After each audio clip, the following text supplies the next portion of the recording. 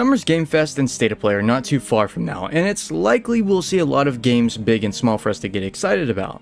Specifically, there's a high chance that we might receive a trailer for the rumored, unconfirmed remake of Resident Evil Code Veronica. Now look, I'm not saying there will 100% be a trailer for a game that currently, to our knowledge, does not exist.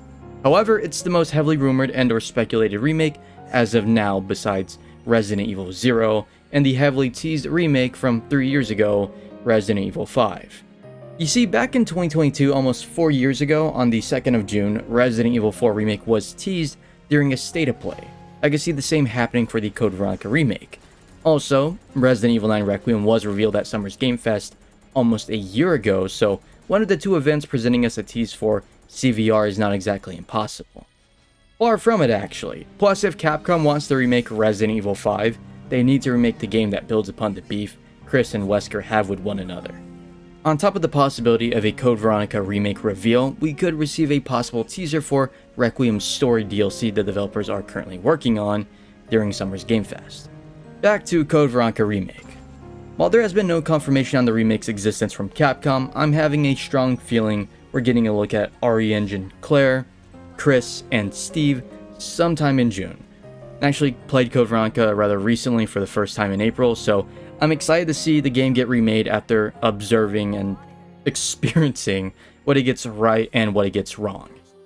On a different topic, my fellow State of Play Bloodborne believers like me who watch this, don't disappoint yourself. If FromSoft declined Blue Point's offer to remake Bloodborne, then there's no way we're getting anything Bloodborne related anytime soon.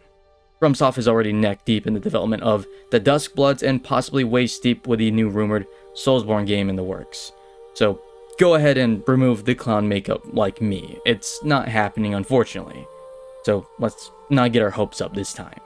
Now, if a remaster sequel does somehow happen, then it'll hit harder in the best way for you. Keep your expectations low, and you'll never be disappointed. Same applies to the Code Veronica remake. Now, before I end the video, for the love of all things holy, do not start generating AI images for thumbnails of the Code Veronica remake, if it's revealed. Especially when you receive official gameplay imagery and footage to utilize for your videos. Look, I'm not trying to flex or anything because trust me, it's definitely not a huge flex, but I make my thumbnails on Microsoft Paint. I don't use Photoshop. Sadly, I do need to get that at some point, so stop being lazy. If me, a small Resident Evil YouTuber, if you could say that, can make decent low quality thumbnails with MS Paint, then all the much larger RE focused channels can do it too. Sure, mine are not perfect, but it gets the job done. It's not just the Resident Evil channels either. It's everyone nowadays. So do it yourself, hire someone to Photoshop a thumbnail, or hire an artist to do the thumbnail for you. It's not that hard. I get it if you're on a budget, but still, AI is not the way.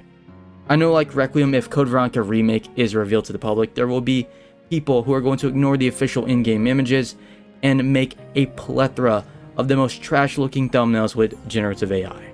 It's tiresome seeing it everywhere, especially in the recommendations, so please do better, folks. Okay, I'm sorry for the little rant. I'll go ahead and wrap up the video here. Anyways, thank you everybody so much for watching, and as always, I hope each and every one of you have a great and safe day.